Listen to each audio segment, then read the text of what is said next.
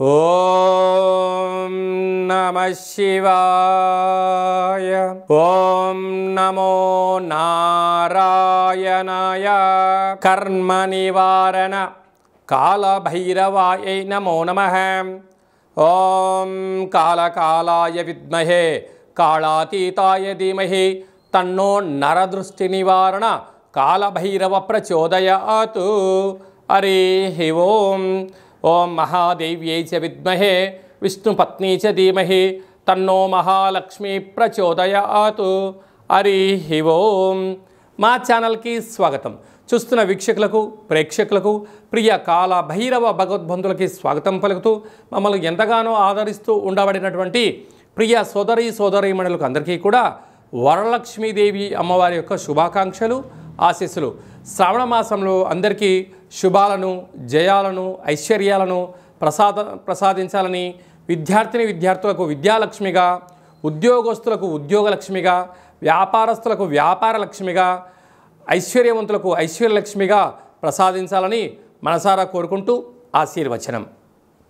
1/8/2025 నుండి 15/8/2025 వరకు పుట్టినటువంటి వారందరూ కూడా ముందస్తుగా జన్మదిన శుభాకాంక్షలు. గతంలో వివాహం చేసుకున్న వారికి వివాహ వార్షికోత్సవ శుభాకాంక్షలు. ద్వాదశ రాశుల్లో గ్రహ గమనాల్ని ఓసారి వీక్షింపచేద్దాం. మిథున రాశిలో 12 సంవత్సరముల తర్వాత గురువు మరియు శుక్ర భగవానుడు సంయోగ సంచార స్థితి.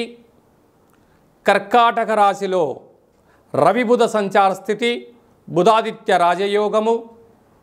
సింహరాశిలో కేతు సంచార స్థితి, కన్యరాశిలో కేతు సంచార స్థితి, కుంభరాశిలో రాహు సంచార స్థితి, మీనరాశిలో శని భగవానుని వక్రగమన సంచార స్థితితో ద్వాదశ రాశుల్లో గ్రహ గమనాలు ఈ విధంగా ఉన్నాయి.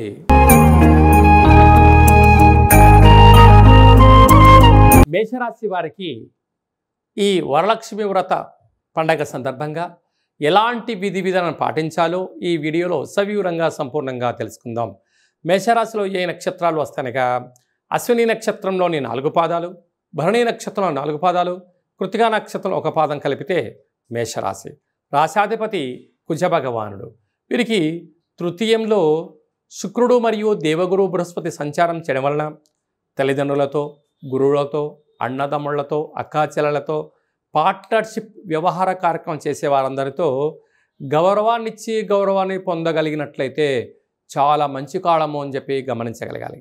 అర్ధాస్తమ రవి, అర్ధాస్తమ బుధ సంచార స్థితి కనుక వీలైనంత వరకు పోలీసులతో, కోర్టు, న్యాయ సలహాలు, ప్రభుత్వ అధికారులతో, ఎలక్ట్రానిక్ వస్తువులతో జలపరమైనటువంటి అనేక రకాలుగా ఇబ్బందులు పొంచి ఉన్నాయి.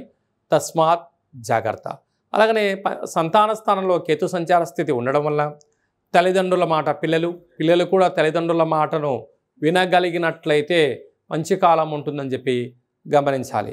అలాగే 6వ స్థానంలో ఏడాది తర్వాత కుజ భగవానుడు సంచారం చేయడం వలన స్థిరాస్తులు, చరాస్తులు, ఇంటి స్థలాలు, వ్యవసాయ భూములు, బంగారు ఆభరణాలు, క్రయ విక్రయాలు యోగదాయకం అని చెప్పి గమనించాలి. ఏకాదశ స్థానంలో రాహు సంచారం చేయడం వలన విశేషమైనటువంటి కష్టపడి పనిచేసిన వచ్చిన ధనంతో స్థిరచరాస్తుల్ని ఏర్పరచుకోగలిగితే రాబోయే కాలం చాలా మంచి కాలం అని చెప్పి గమనించాలి. ఒకవైపు ఏళ్లనాటి శని ప్రారబ్ధ సంచార స్థితిలో ఉండడం, మరో ఒకవైపు ఏడాది తర్వాత అర్ధాష్టమ రవి కరణం వలన మీ జన్మ నక్షత్రం రోజున, అలాగనే అష్టమి పూర్ణిమ తిథి యందున దూరావాయు జల ప్రయాణాలు పెట్టుకోవద్దు. ముఖ్యమైన సభలు, సమావేశాలు కూడా వాయిదా వేసుకోవడం ఉత్తమోత్తంగా భావించగలగాలి. అలాగే సాఫ్ట్వేర్ ఉద్యోగస్తులు, హార్డ్వేర్ ఉద్యోగస్తులు, వ్యవసాయ సోదరీమణులు, గృహ భవన నిర్మాణ కార్యక్రమాన్ని ఆచరింపజేసే వారందరూ కూడా వర్షాకాలం కనుక సకాలంలో తిండి, సకాలంలో నిద్ర, సకాలంలో తగు వ్యాయామం చేయడం వలన అనారోగ్యాల బారిన పడకుండా ప్రమాదాలకు దూరంగా ఉండే మానవ ప్రయత్నం చేయండి.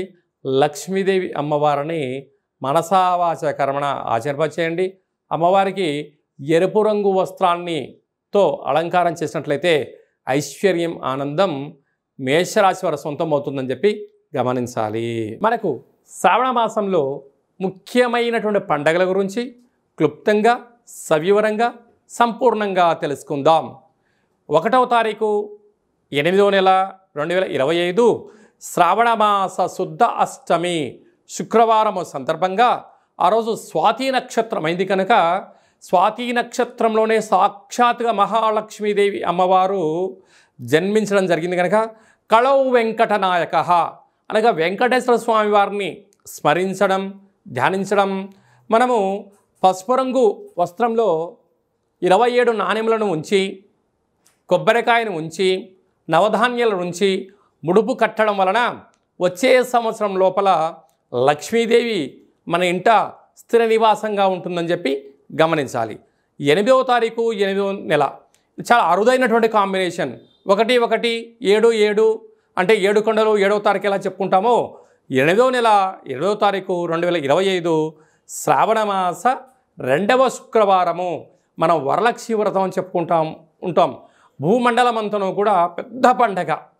మనం ఏ రోజు అమ్మవారిని స్మరించినా ధ్యానించకపోయినా ఆ వరలక్ష్మి వ్రతం రోజున గృహంని శుద్ధి పెట్టుకొని ఇంటి సింహద్వారానికి మామిడాకులను ఏర్పాటు చేసుకొని లక్ష్మీదేవి అమ్మవారిని ఇంటికి ముగ్గుతో స్వాగతం పలికి యథాశక్తిగా లక్ష్మీదేవి అమ్మవారిని పారిజాత పుష్పాల చేత కానీ మల్లె పుష్పాలతో కానీ విరజాజులతో కానీ చామంతులతో కానీ ఇంకొంచెం శక్తి కలిగినటువంటి భక్తులు వెండి పుష్పాలతో కానీ ఇంకొంచెం శక్తి కలిగిన భక్తులు బంగారు పుష్పాలతో అర్చన చేయడం వలన లక్ష్మీదేవి అమ్మవారి యొక్క కృప కటాక్ష వీక్షణ వారికి కలుగుతుంది. ఇక్కడ వస్తువు ప్రధానం కాదు, భక్తి ప్రధానము కనుక అమ్మవారిని మనస వాచ కర్మణ ఎవరైతే పూజిస్తారో వారికి అద్భుతమైన లక్ష్మీదేవి అమ్మవారి యొక్క ఐశ్వర్యం కలుగుతుంది. అలాగనే గృహంలో అందరూ నిత్య సౌభాగ్యం నిత్యము ఐశ్వర్యం ఉండడం కోసము మనం ఆ రోజు ఏం చేస్తామంటే వరలక్ష్మి వ్రతాన్ని ఏర్పాటు చేసుకొని శనగలను నానబోసుకొని పాయసాన్న భక్ష్య భోజనాలు ఏర్పాటు చేసుకొని బంధువులకు మిత్రులకు స్నేహితులకు సన్నిహితులకు ఆ రోజు మనం పేరంటానికి పిలిచి వారికి లక్ష్మీదేవి అమ్మవారి యొక్క పేరు చెప్పి వాయన తాంబూలాన్ని ఇస్తూ ఉంటాం. అనగా శ్రావణ మాసంలో మన ఇంటికి వచ్చిన ప్రతి ఒక్క పురుషుడు నారాయణ స్వరూపమని, స్త్రీమాతలు ఆడవారందరూ కూడా లక్ష్మీమాత స్వరూపమని భావించాలి. వచ్చిన వారిని సగౌరవంగా ఇంటికి ఆహ్వానం చేసి వాళ్ళు కాళ్ళు కడుక్కోమని చెప్పి వారి యొక్క కాళ్ళకు పసుపును పూసి వారికి కంఠం దగ్గర గంధపు చుక్కను పెట్టి చేతికి కంకణాన్ని కట్టి వారి చేత మనస్ఫూర్తిగా అమ్మవారికి ఒక మంగళహారతి ఇప్పించి యథాశక్తిగా మనకి ఏది శక్తి కలిగితే భగవంతుడికి ఫలం పత్రం పుష్పం తోయమన్నట్లుగా యథాశక్తిగా వారికి మనము వాయన తాంబూలాన్ని ఇవ్వగలిగినట్లయితే వారు మనస్ఫూర్తిగా తీసుకొని దీర్ఘాయుష్మాన్ భవ దీర్ఘసుమంగళీ భవ శీఘ్రమేవ పుత్రికా ప్రాప్తిరస్తు అఖండ రాజయోగ ప్రాప్తిరస్తు అని చెప్పి పెద్దవారు ఏది ఆశీర్వదిస్తే ఆ ఇంటి యొక్క గృహిణికి యజమానికి విజయం కలుగుతుంది. ఇక్కడ మనకు విశేషం ఏమిటయ్యా అంటే లక్ష్మీదేవి అమ్మవారి దగ్గరికి ఒక రాజు వెళ్ళి పూజ చేశాడు అనుకోండి, రాజేంద్ర నరేంద్రుడిలాగా ఆశీర్వచనం ఇస్తుంది. అంటే వచ్చినవాడెవరు? రాజు. పరిపాలన చేసే యోగ్యత శక్తి కోసము రాజరాజేశ్వరి స్వరూపంగా ఆశీర్వచనం ఇస్తుంది. ఒక చిన్నపిల్లలు వెళ్ళి దండం పెట్టుకున్నారు, విద్యాలక్ష్మిగా ఆశీర్వచనం ఇస్తుంది. వ్యాపారస్తుడు వెళ్ళాడు, ఆకర్షణ లక్ష్మీ గణపతిగా ఆశీర్వచనం ఇస్తుంది. అంటే వెళ్ళిన వ్యక్తి యొక్క స్థితిని బట్టి ఆ అమ్మ మనల్ని కాపాడుతుంది. కనుక మన ఇంటికి గృహానికి వచ్చిన వారందరినీ కూడా మనము ఎంత చిత్తశుద్ధితో గౌరవిస్తామో వారి యొక్క మనసులోంచి వచ్చే ఒక ప్రతి మాట వీళ్ళు మాట్లాడుతున్న మాట కాదు, సాక్షాత్తుగా వైకుంఠంలో ఉండబడినటువంటి లక్ష్మీమాతనే వీరి యొక్క మనసులో దూరి వీరి యొక్కతో ఆశీర్వదింపచేస్తుంది అని చెప్పి మనం గమనించగలగాలి. ఈ విధంగా మనము లక్ష్మీదేవి అమ్మవారిని స్వాగతం పలుకుతూ అమ్మవారి యొక్క సేవ ఎవరైతే చేస్తామో వారందరికీ కృప కటాక్ష వీక్షణ అందరికి కూడా ప్రసరించాలని కోరుకుందాం. ఇంకొంచెం శక్తి కలిగింది అనుకుందాం. ఇంటి యొక్క గృహిణి యజమాని ఎంత బరువు అయితే ఉంటారో అంత బరువు కలిగినటువంటి లక్ష్మీ నాణ్యములను రూపాయి బిళ్ళలను తులాభారం చేసుకొని భక్తులకు ప్రసాదంగా పంచగలిగినట్లయితే రాబోయేటువంటి 7 తరాల వరకు ధనానికి ధాన్యానికి ఐశ్వర్యానికి లోటు ఉండదని చెప్పి గమనించాలి. అందుకే కళవు వెంకటనాయక అనగా వెంకటేశ్వర స్వామి వారి దగ్గరికి వెళ్ళిన వారికి రూపాయి బిళ్ళలతో తులాభారం చేస్తూ ఉంటారు. మధుర వెళ్ళిన వారు వెన్నతో తులాభారం చేస్తూ ఉంటారు. మనకు తెలంగాణ రాష్ట్రంలో సమ్మక్క సారక్క దేవాలయం దగ్గరికి వెళ్ళిన వారు బెల్లంతో తులాభారం చేస్తూ ఉంటారు. ఎందుకయ్యా అనగా ఆ తులాభారాన్ని చేయడం వల్ల వారు ఎంత బరువు అయితే ఉంటారో అంత బరువు కలిగిన పదార్థాన్ని దాన ధర్మము చేయడం వలన ఐశ్వర్యము ఆనందము యోగము రాజయోగము ఆ అమ్మవారు మనకు ప్రసాదిస్తుంది. కనుక ఈ శ్రావణమాస సందర్భంగా మనమందరము కూడా ఇలాంటి తులాభార మహోత్సవ కార్యక్రమంలో పాల్గొందాం. అమ్మవారి యొక్క ఆశీస్సులు పొందుదాం. ఐశ్వర్యానికి ఆనందానికి మన ఇంట లక్ష్మీదేవి స్థిర నివాసంగా ఉండాలని కోరుకుందాం. అదే కాకుండా మనకు 9వ తారీఖున రాఖీ పూర్ణిమ, రక్షాబంధనము, జంధ్యాల పండగ అంటారు. అనగా బ్రాహ్మణ వైశ్య క్షత్రియ విశ్వకర్మలు పద్మశాలీలు ఈ 5 వర్ణాల వరకు యజ్ఞోపవీతం ఉంటుంది. ఆ రోజు యజ్ఞోపవీతం మార్చుకోగలగాలి. తల్లిని మించిన దైవము లేదు, గాయత్రి మంత్రాన్ని మించిన మంత్రము లేదు, సుదర్శన యంత్రాన్ని మించిన యంత్రము లేదు అని చెప్పి మనకు వేదం చెప్తుంది. కనుక నువ్వు ఏ రోజు ఏం చేసినా చేయకపోయినా ఈ శ్రావణమాస పూర్ణిమ సందర్భంగా యజ్ఞోపవీత ధారణ చేసి కనీసం ఒక 108 సార్లు, కుదరలేదు కనీసం 27 సార్లు గాయత్రి మంత్రాన్ని ఓం భూర్భువత్స్వః తత్స్వవితుర్వరేణ్యం భర్గో దేవస్య ధీమహి ధియో యో నః ప్రచోదయాత్ అనేటువంటి మంత్రాన్ని ప్రాతకాలము మధ్యాహ్నము సాయం సంధ్య గావిత్రి సావిత్రి మహాసరస్వతి అంటే అమ్మవారు ఈ 3 రూపాల్లో ఉంటూ మనల్ని కాపాడుతూ ఉంటుంది. అయితే బ్రాహ్మణులకు ఎవరైనా దండం పెడితే దీర్ఘాయుష్మాన్ భవ దీర్ఘసుమంగళీ భవ అని ఆశీర్వదిస్తుంటారు. అంటే అది ఎక్కడి నుంచి వస్తుంది? గాయత్రి మాత వాళ్ళను రక్షిస్తుంది. వైశ్యుల అంటే కోమటలు వైశ్యాసు దగ్గరికి వెళ్ళి మనము నమస్కారం పెట్టామనండి, వాసవి మాత దేవ్యై నమో నమః అంటారు. అంటే వాసవి మాత వాళ్ళను చల్లగా ఆశీర్వదించడం వలన వాళ్ళు త్రాసు తక్కడను పూచడం వల్ల వాళ్ళు అపార కుబేర సంపన్నులు అవుతారు. విశ్వకర్మలు ఉంటారు, వారు శిల్పాలను చెప్తూ ఉంటారు, వడ్రంగి పనులు కార్యకలాపాలు చేస్తూ ఉంటారు. అంటే సృష్టికి ప్రతి సృష్టి చేసే శక్తి విశ్వకర్మలకు ఉంటుంది.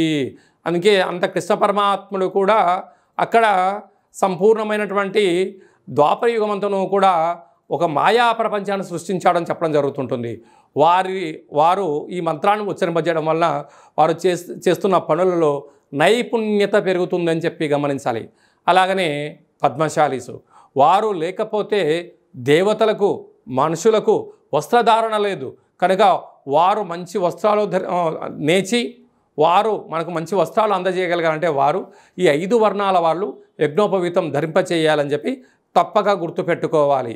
అలాగనే మనము శ్రావణమాస పూర్ణిమ రాఖీ పూర్ణిమ అనగానే సోదరుడికి సోదరి అటు అక్క కానీ ఇటు చెల్లెలు కానీ వీరు వెళ్ళి వారి యొక్క యోగక్షేమాలు కనుక్కొని అన్నకు రక్షాబంధనము కట్టడం వలన ఆ అన్నా చెల్లెల యొక్క బంధము మైత్రి ఆజన్మాంతం ఉంటుంది. చూడండి, మనం అమ్మ అంటాం అంటే 2 పెదాలు కలుస్తాయి, నాన్న అంటాం 2 పెదాలు విడిపోతాయి. కానీ అన్న అనగానే అమ్మలో సగభాగం నాన్నలో సగభాగం అంటే అమ్మలో సగభాగం నాన్నలో సగభాగం. అలాంటి సోదరుడికి సోదరీమణులు వెళ్ళి రక్షాబంధనాన్ని కట్టి వారి యొక్క ఆశీర్వచనం తీసుకొని వారి నోటిని తీపి చేయడం వలన వారు ఆజన్మాంతంగా బావమరిది బతుకు కోరుతాడు అని చెప్పి మనకు ధర్మాలు చెప్తూ ఉంటాయి. ఏదన్నా వ్యాపారాలు చేసేటప్పుడు ఏదన్నా ఆలోచనలు చేసేటప్పుడు సొంత తమ్ములను కూడా పక్కన పెట్టి బావమరిదిని పక్కన పెట్టుకోమని చెప్పి పెద్దవాడు చెప్తూ ఉంటారు. ఎందుకనగా తన చెల్లెలి క్షేమాన్ని తన అన్న కోరుకుంటాడు, బావ క్షేమాన్ని బావమరిది కోరుకుంటాడు. కనుక ఇలాంటి రక్షాబంధనము రోజునన్నా కనీసం అండదమ్ముళ్ళు అక్కా చెల్లెలు కలిసి ఒక వేడుకగా చేసుకునే ప్రయత్నం చేయగలగాలి. అంటే 64,000 జీవరాశులలో అత్యుత్తమైన మానవ జన్మ. ఈ జన్మలో తెలుసో తెలియకో ఒక తల్లి గర్భం నుంచి మనం అందరం బయటకు వచ్చాం. కనుక ఆ రక్త సంబంధము అనేటువంటిది ఇలాంటి రోజులలోనైనా కలిసి అన్నక్షేమ కార్యక్రమాలు, సోదరి యోగక్షేమాలు, ఒకరినొకరు ఉభయ కుశలోపరి అని తెలియచేయడం కోసమే మన సనాతన హిందూ ధర్మం పెట్టింది. చూడండి, మన సనాతన ధర్మంలో ఎంతటి గొప్పతనం ఉందో. మనకు నాగల చవితి రోజు పుట్టలో పాలు పోస్తాం, భూమాతకు పూజ చేస్తాం. అలాగనే వృషభాలకు పూజ చేస్తాం, అంటే జంతువులకు పూజ చేస్తాం. సోదరీమణులకు శ్రావణ మాసంలో వసుదైక కుటుంబము అనగా అందరం కలిపి ఒక చోట చేసుకొని వేడుకలను చేసుకుంటాం. అందుకే మన సనాతన సాంప్రదాయానికి అంత పెద్ద గొప్ప విలువలు, అంత పెద్ద ఐశ్వర్య జీవన విధానం ఉంటుంది.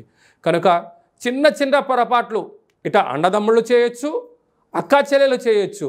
కానీ ఇలాంటి శుభ సందర్భంలోనైనా వాటన్నిటిని మర్చిపోయి కలుపుకొని ప్రయాణం చేయగలిగితే తల్లి తండ్రి ఉండబడిన వారు నా పిల్లలు కలిసి ఉంటున్నారు అని చెప్పి తల్లిదండ్రులు ఎంతో ఆనందపడతారు.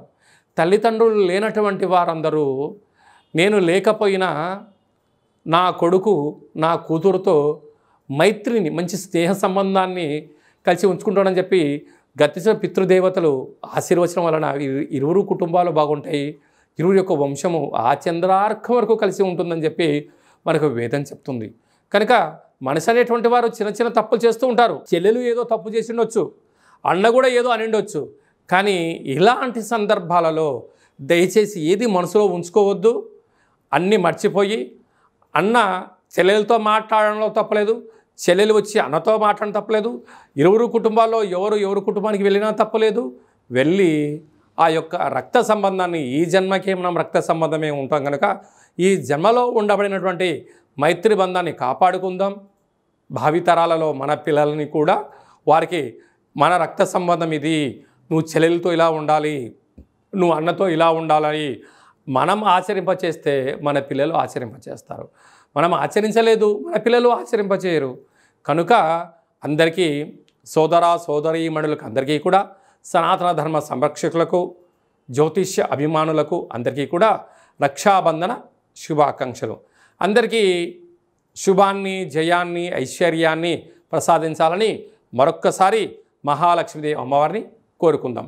ఇంకనూ మనము శ్రావణ మాసంలో విజయాన్ని సాధించగలగాలి అన్నట్లయితే మనకు శ్రావణ మాసంలో శుక్రవారం రోజున ఉతికిన వస్త్రాలు ధన్ప చేయడం, ఇంట్లో మనము లక్ష్మీదేవి అమ్మవారికి పూజ చేయడం, సంపూర్ణమైన ఐశ్వర్య జీవనాన్ని పొందడం, మనకు ఏది కలిగితే అది శక్త్యానుసారంగా వాయనాన్ని తాంబూలం ఇవ్వడం, స్త్రీమాతకు ఒక మంచి విస్తర వేసి భోజనాన్ని ఏర్పాటు చేయడం, పసిపిల్లలకు చిన్న చాక్లెట్ల లాంటివి ఏర్పాటు చేయగలిగినట్లయితే జాతకంలో ఉండబడినటువంటి గ్రహదోషం తొలగి ఐశ్వర్యం కలుగుతుందని చెప్పి కూడా మీరు గమనించగలగాలి.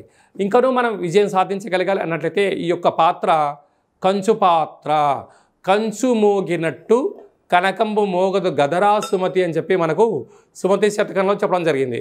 ఇందులో 12 రాసులు అచ్చు వేయడం జరుగుతుంది. ఈ పాత్రను ఇలా ఎడమ చేతులతో పట్టుకొని ఇలా ఒక్కసారి శబ్దం చేస్తే ఈరోజు ఓంకార శబ్దం రావడం ప్రారంభిస్తుంది.